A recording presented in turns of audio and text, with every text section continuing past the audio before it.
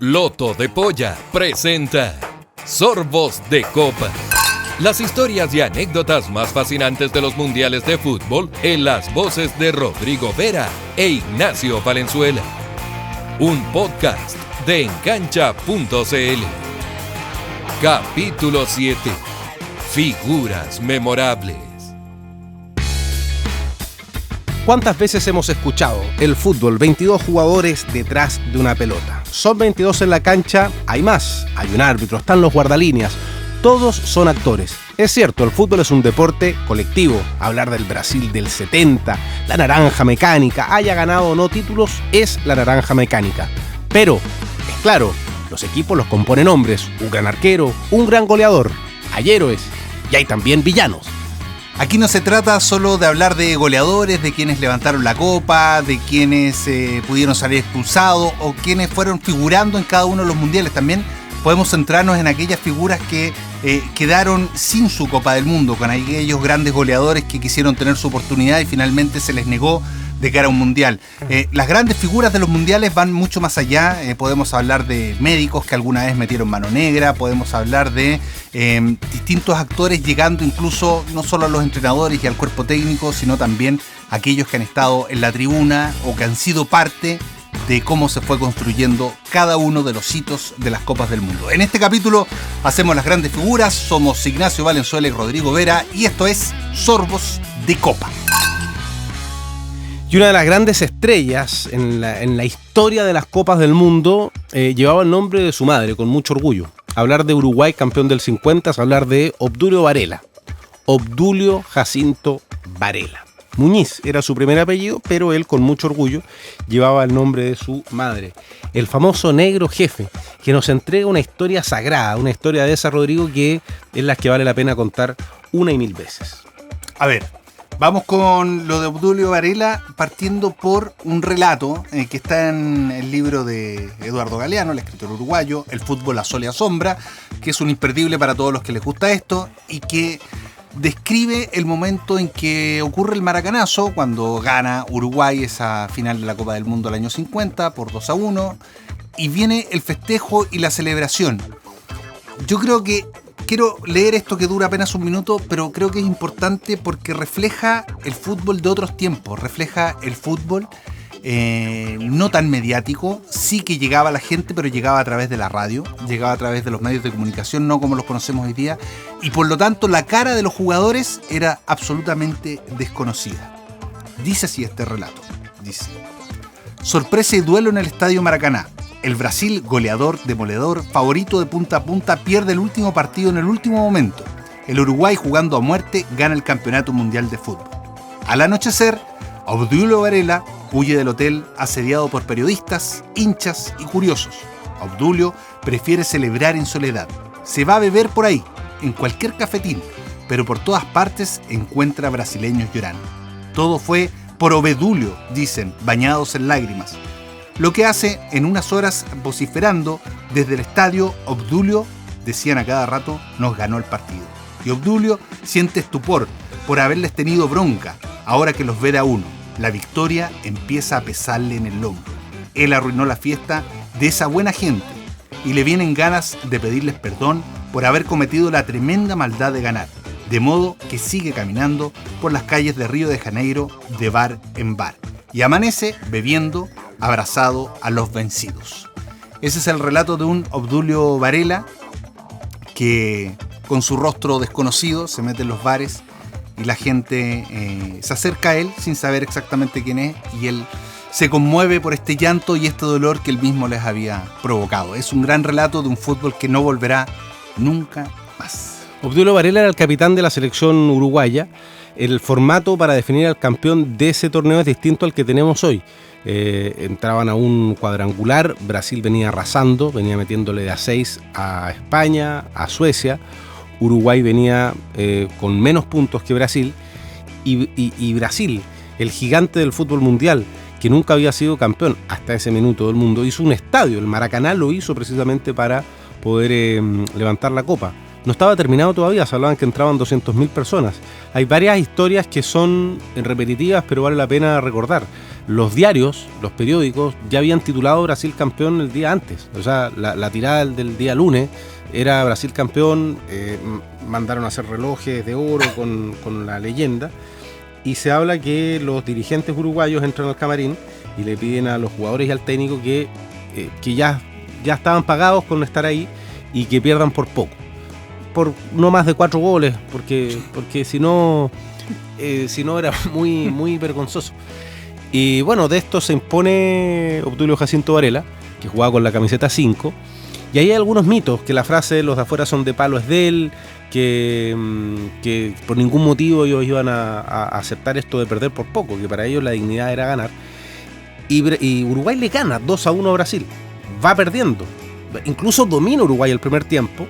En un minuto el fútbol frenético de Brasil los pone en ventaja, y ahí hay una historia que contaba el propio Obdulio Jacinto. Para enfriar a los brasileños, va a reclamar algo que no existía al árbitro. Toma la pelota, se acerca y le decía a sus compañeros: miren las gradas, son unos monstruos estos brasileños que alentaban a su equipo, por lo tanto son unos leones en furia. Si nosotros logramos enfriar eso, quizás calmamos a los brasileños. Le van a reclamar lo irreclamable. Y finalmente se detiene el partido por 3-4 minutos, lo enfrían y la hace Uruguay, y ese partido después lo gana. Schiaffino y Guilla los goles para la selección de Uruguay. Se habla que recibió la copa casi escondido, que le daba pena, que fue a tomar con unos periodistas en la noche a sentir el dolor de los brasileños, que terminaron siendo amigos en algunas cantinas. Pero para terminar la historia de Obdulio Jacinto Varela, me voy a colgar de un relato que me contó Claudio Bustíos, un periodista, compañero nuestro en Canal 13 hace muchos años. A veces amigo. A veces amigo, buen tipo. El año 95 él va a la Copa América de Uruguay a cubrir, y va a Montevideo, y Aldo Scapacase le dice: entrevista a Obdulio Varela. Poco amigo de los periodistas, hace mucho tiempo no se sabe de él, campeón del mundo. ¿Con qué excusa? Que Sapito Livingstone le manda saludos. Sapito Livingstone fue al Mundial del 50. Me contaba Claudio que cuando ve dónde vivía, en la Villa Española, en Montevideo, le dicen: y ahí mascan vidrio. Así le dicen. Sea valiente. Un barrio bravo. Va, llega a la casa, toca la puerta, le abre un tipo de 1,90 m, fornido, moreno, bebido, y Bustío le dice: tengo permiso, Bustío, para contar esto por si acaso. Ya, bueno. Y dice: ¿quién es usted? Vengo a hablar con Obdulio Varela. Vengo de Chile, de parte de Sergio Livingstone. Lo mira, espérese. Y pasa. Y está Obdulio Varela con una camisa escocesa, negra con rojo. Dice: yo no hablo con la gente, yo estoy muy enojado, yo fui al estadio Centenario a ver a mi selección, no me dejaron entrar, estoy peleado con todo. Y la palabra clave de Bustío es Sergio Livingstone. La llave. Se sienta y le empieza a mostrar fotos. Y el punto es que se empieza a emocionar Obdulio. Empieza a recordar los momentos, su título. Y lo que más se recordaba de Chile es cuando venía a jugar por Peñarol a nuestro país, a sus partidos amistosos. Recordaba muy bien a Valparaíso y a Viña. Y en un momento dice: mira, en Chile, cuando íbamos a los hoteles, se acercaban niños muy pobres, muy, muy pobres, a pedirnos camisetas, pantalones. Y él apadrinó a un niño de Chile, que no recordaba el nombre, yo no lo tengo tampoco. Lo apadrinó. Después le mandaba plata, le mandaba cosas de Uruguay, y al tiempo supo que en un accidente de tránsito ese niño murió. Y en la entrevista, en la del 95, Varela, Obdulio, el negro jefe, el adalid de su Uruguay 50, se pone a llorar como un niño. Su señora, que entiendo era polaca, lo tiene que contener, y le cuenta esa historia, que para él Chile era eso, era la alegría de ir a ver a un niño a que él apadrinó, a que él le mandaba plata desde Uruguay, se la arreglaba para dijo: es como que se me hubiese muerto un niño cuando supo que se había muerto. Obdulio Varela murió el año 1996. Hoy tremenda historia. Hay una foto de eso, me la mostraste, una foto de Claudio Bustíos, sí, con Obdulio Varela, y está la señora. La señora. Sí. No, increíble historia. Yo voy a contar una de un héroe de mi infancia, de Andreas Brehme, seguramente de la tuya también, alemán, de la selección alemana, que jugó el 86, el 90 y el 94. Andreas Brehme, que era un defensor, muchas veces lateral, pero que tiene una connotación bien particular que lo hace distintivo. Lo hace de esas figuras o de esos superhéroes futboleros que en todos sus partidos por la selección jugó harto, la friolera de 86 partidos por Alemania. Anotó 8 goles en su carrera, pero resulta que 4 de los 8 los anotó en mundiales. O sea, era un tipo mundialero por excelencia. Uno de esos goles, tú lo recordarás, es la final frente a Argentina, la final de Italia 90, que es ese penal discutido hasta el día de hoy, donde finalmente Andreas Brehme se para frente a la pelota, faltando 5 minutos para el final, y con pierna derecha vence a Goicoechea. Goicoechea se tira hacia su derecha, como intuía bien los penales, y había logrado llevar a Argentina hasta esa dimensión, simplemente tapando penales. Y va bien, se tira bien Goicoechea, pero va tan ajustado al palo el tiro de Andreas Brehme que no tiene posibilidad de atajarlo. Quiero decir 2 cosas más de Andreas Brehme, que son importantes. Que tiene problemas serios de plata, ya que tuvo que vender hace no mucho tiempo, tuvo que vender su casa, que ha estado buscando trabajo, que después fue técnico, pero no tuvo mucho éxito, y que públicamente Franz Beckenbauer pidió ayuda tras esta hipoteca que decía yo de la casa. Y que otro exfutbolista alemán, Oliver Schaub, le ofreció trabajo, pero en mala. Dijo, acá le ofrecemos ayuda. Si viene, le podemos ofrecer que limpie los baños y así se enterará que es trabajar de verdad. O sea, dando el mensaje. ¿Saben qué? Si está con un problema y quiere salir adelante, bueno, que venga y trabaje como trabaja cualquier persona normal. Quiere decir eso, que tan querido no era por todo el mundo. Lo que pasó es que esa frase dio origen a que se creyera de que Andreas Brehme estaba limpiando baños, porque aunque no es real, si usted lo lee por ahí es un titular y es simplemente para el clic, pero no es una historia real, es alguien que malintencionadamente le hizo entrever que tenía que hacer eso si es que quería salir adelante. Pero a mí lo que más me sobrecoge de la historia de esta gran figura es si Andreas Brehme era zurdo o derecho. Y viste, ¿no? Porque había convertido goles con la zurda y habitualmente controlaba de zurda. Pero si uno revisa los compactos, y hay uno espectacular en YouTube con jugadas de Andreas Brehme, él hace los cambios de frente con la derecha y muchas veces tira al arco con la izquierda. Y en el mismo mundial había lanzado un penal inolvidable donde convierte con pierna zurda. La mayoría de sus lanzamientos penales con zurda al medio. ¿Qué pasó? Que se sentía tan capaz con ambas piernas, era tan ambidiestro, que en la final del mundo decide cambiar la pierna con que usaba para los penales, decide cambiar a la derecha, simplemente porque pensó que Goicoechea podría haber visto sus penales con la izquierda, y por eso lo tira con la derecha y lo tira absolutamente ajustado al palo. Requete contra crack. Yo voy a seguir, mira, el trencito, con un alemán, y tiene que ver también su historia con penales. Se le conoció en algún minuto como Jens el Loco, el gruñón de los estadios. ¿Tú te acuerdas de Jens Lehmann, no? Sí, pues, claro que sí. Y de vista se ve apacible, alemán, flemático, serio, ataja, grandote, 1,90 m al flaco.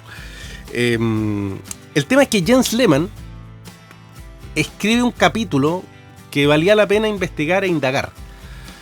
Él es el titular de Alemania en la Copa de Alemania el año 2006. ¿Ya? Partamos porque él, en esa época, entre comillas, le quita el puesto a Oliver Kahn, otro bravo. Sí, no. Que te mostraba los dientes y las garras y la vencía. Mejor no cruzarse. Exacto. Bueno, Jürgen Klinsmann lo elige a él. Hay sedes en Múnich, juega la selección alemana en Múnich, de donde era precisamente Oliver Kahn. Entonces tenía primero que jugar con eso. Pero la verdad es que el tipo tenía una mentalidad muy fría. Él va a jugar al Arsenal, juega incluso en el Milan en algún momento, había jugado en el Borussia, en la Bundesliga. Y Lehmann tiene esto de los alemanes que de repente va contra todo. Hay un partido en la Bundesliga que lo echan porque cruza la mitad de la cancha para echarle la foca a un compañero. Imagínate el nivel de foqueada que le echó, que lo echan. Era de esos que me acuerdo, pasó también con Mateus, en algún otro podcast lo contamos.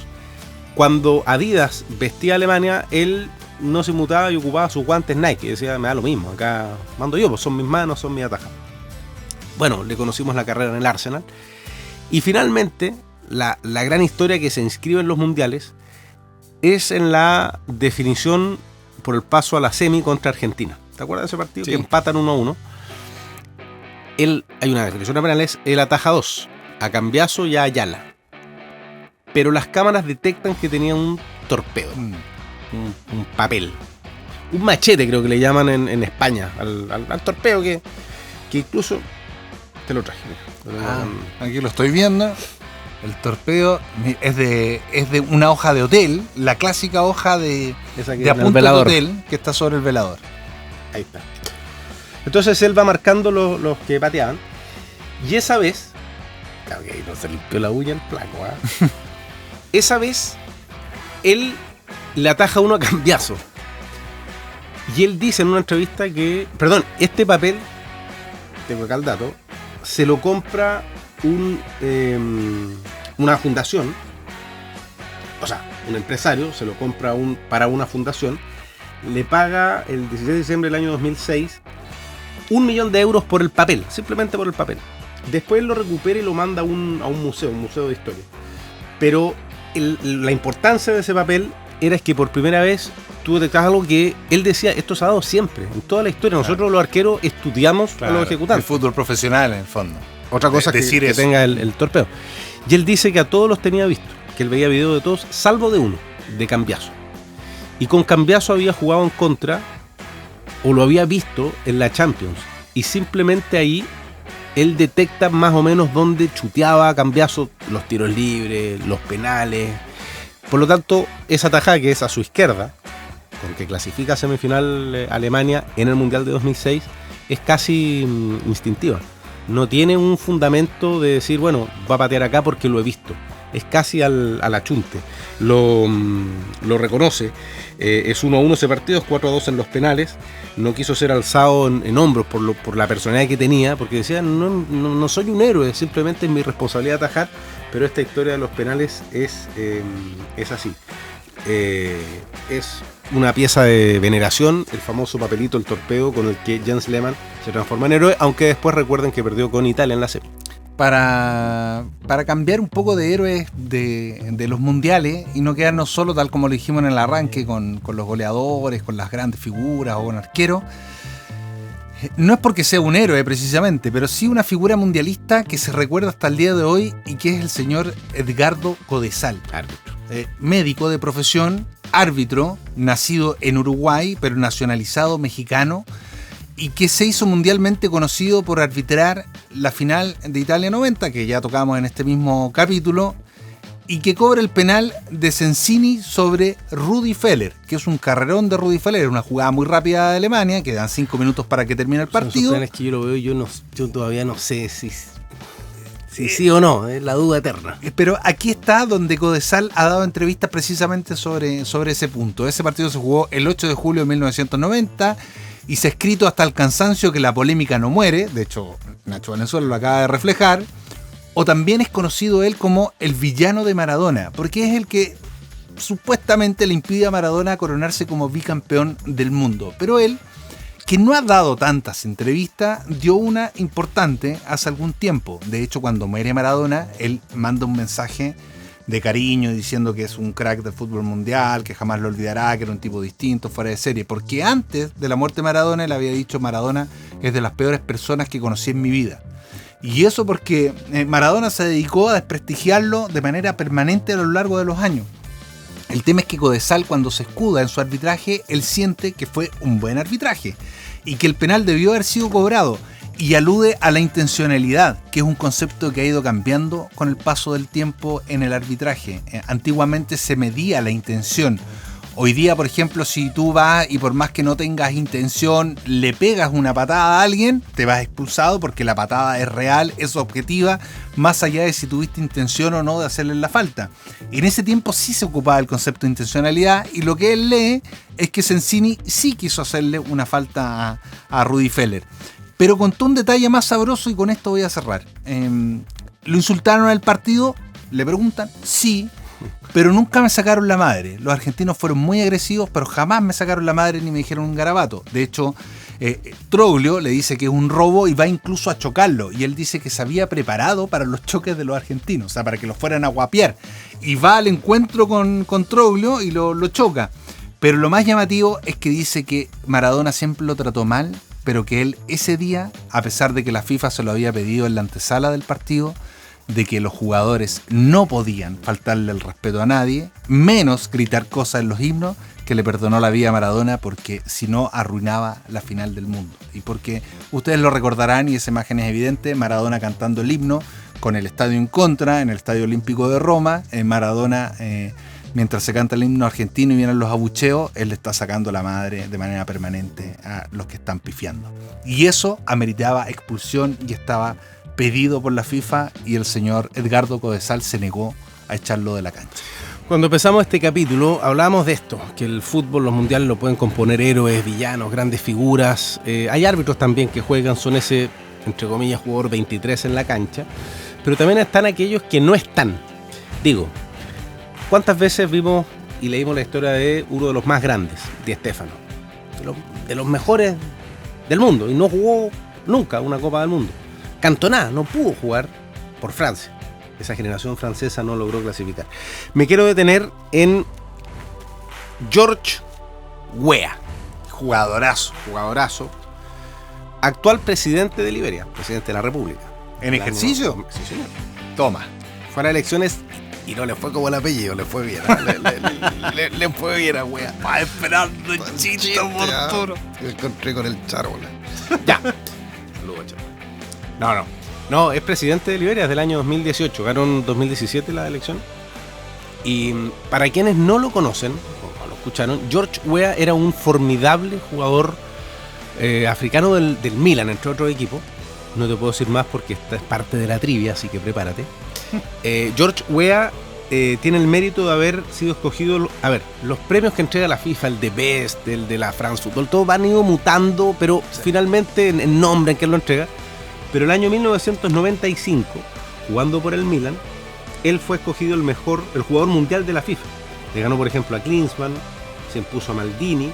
Al año siguiente salió segundo en esta nominación sobre Alan Shearer, ¿te acuerdas? Un goleador inglés del Newcastle, detrás de Ronaldo. Bueno, George Weah es de esos futbolistas que nunca pudo jugar un mundial, porque pertenecía a una selección que no tenía grandes aspiraciones. Liberia nunca jugaba una Copa del Mundo. Lo mejor de Liberia a nivel internacional son fases de grupo de la Copa Africana. O sea, nunca ha pasado de etapa. El 2002 y el año 1996. George Weah era un goleador de raza de ese Milan de mediados de los 90. Jugó en el fútbol francés, en el fútbol inglés. Y cuando en algún minuto le dijeron, bueno, las cosas que no he podido hacer en mi vida de jugar un mundial, dijo, quiero ayudar a mi país, quiero evitar la corrupción, quiero que los niños crezcan, quiero aportar. Económicamente aportó mucho y por eso se transformó en un líder político. Ahí tenemos la foto de cómo está ahora. Se mantiene bien. Se mantiene bien. George Weah, que es el presidente de su país, de Liberia, que fue embajador de UNICEF. Es decir, las tiene todas, salvo ese bichito de jugar una Copa del Mundo. No lo pudo hacer George Weah porque nació en un país que probablemente nunca vaya a una Copa del Mundo. No lo sé. Increíble historia también. Pero vamos a la trivia. Vamos a la trivia, señor. ¿Parto yo? Dispara.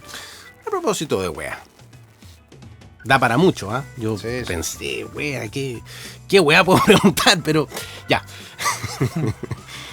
¿En cuál de estos equipos no jugó George Weah? Ya. Está mirando. Ahí está. Chelsea, Paris Saint-Germain, Liverpool o Milan. ¿En cuál no jugó? En el PSG. Jugó, señor. ¡No! ¡No! Oye, soy malo para las trivias. No, pero es que esta está año, yo reconozco. Ya. No, en el Liverpool no jugó. En el Liverpool no jugó. No jugó. Sí. Mira, hablamos acá de una figura arbitral del señor Edgardo Codesal, Ya. que yo dije que era nacionalizado mexicano. Sí, señor, sí, señor. Sí. Le puse atención. Pero aquí la pregunta es, Su abuelita, porque tiene toda esta connotación. Bueno, Uruguayo, me dijo. Uruguayo, sí, uruguayo, nacionalizado mexicano. Pero su abuelita. Ya, su abuelita. Era alemana, argentina Ya. o chilena. Pregunta capciosa Pregunta capciosa. No, si era, a ver, si era alemana, no, porque el penal para Alemania. ¿Cuál es la otra? Argentina. Argentina. Ah, no, pero la abuelita. O chileno que estaba metido en todas partes. ¿Viste? Si es capciosa hay que pensarla. Los patiperros. Argentina. Argentina. Agachonte. Un plato. Pregunta número 2. A ver, vamos. Trivia.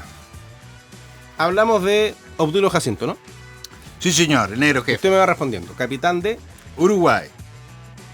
¿Su apellido materno era? Varela. ¿Color de la camiseta de Uruguay? Histórica. Sí, la celeste, papu. Responde así, mira. Todo esto es para embolinar. Sí, por eso dudo, porque no sé para dónde va todo esto. ¿En qué estadio se consagra campeón Uruguay en el año 50? Maracaná. La pregunta es, desgraciado. El concepto, la palabra. ¿Ya? Maracaná es. Pregunta, alternativa. 1. El acrónimo de sus constructores. Mario, Ramón, Carlos y Narciso. Maracaná. Puede ser. Una firma. Maracaná es, en brasileño, no a instrumentos musicales. Maracaná. Por un lado. Ya. Vamos bien. ¿Pero qué es esto? Alternativa C. Un pájaro. Un pajarito. Maracaná, el nombre de un pájaro. O un pequeño arroyo. ¿Qué será? ¿Es no a los instrumentos musicales? Maracaná. Eso no. El acrónimo de los constructores, don Mario, don Ramón, No, don esa Carlito, no. don Narciso, No, esa no. Maracaná. No, esa no. Narciso en este caso, acento. Un pequeño arroyo o un pájaro. Ciudad maravillosa tiene que ser o un pequeño arroyo o un pájaro. ¿Se la juega? ¿Sí? Excelente, muy bien. Vamos, Un pájaro. vamos. Un pájaro. Por lo menos me despido en este capítulo con una buena. Pero ahora viene la furia. No, esta es sencilla. Es sencilla, pero también es capciosa. Para esta hay que haber tenido infancia Ya. y haber leído revistas. Ya me gustó. Por lo tanto, a propósito de figuras, ¿cierto? Sí, sí. ¿Cuál de estas grandes figuras mundialistas chilenas aparecieron alguna vez dibujadas en Barrabases? ¿Cuál de estas fue? Iván Bam Bam Zamorano, Wow. mundialista francés 98. Arturo Erasmo Vidal, ¿Cuál mundialista no apareció de o sí Brasil apareció? 2014 y 2010. ¿En cuál apareció? Apareció, ya. ¿Cuál de estos apareció? O Sergio Roberto Livingston, mundialista de 1950. ¿Cuál de los tres ha sido dibujado y aparece? Tú sabes que la gente real no aparece en Barrabases, que ese es un dato. O sea, es inusual que en Barrabases se haya dibujado, pintado o aparecido en la revista con gente que existe en la realidad. Es caricatura y el universo está en la caricatura. Y es muy difícil saltar de la realidad y entrar a esa caricatura. Yo creo que Zapito. Sapito, Sergio ¿Sapito? Roberto Livingston, sí. Creo haberlo visto con una sonrisa muy grande. Sí. Y el mechoncito. Y abrazando a Sam. ¿Y sabes cuál es la connotación de esa caricatura? Ya. Es que él abraza a Sam y Sergio Livingston es un adulto y Sam es un niño. O sea, remarca la diferencia. Este viene de la realidad y es un adulto y este es un cuento o una revista de niños. Bonita historia, bonito recuerdo de don Sergio Roberto Livingston Polhammer. Fueron nuestros sorbos de copa con esas leyendas, con esas grandes figuras de las copas del mundo.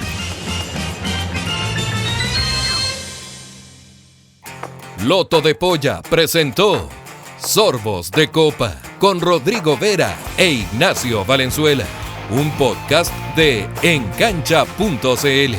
Nos puedes seguir en nuestra web, canal de Spotify y YouTube.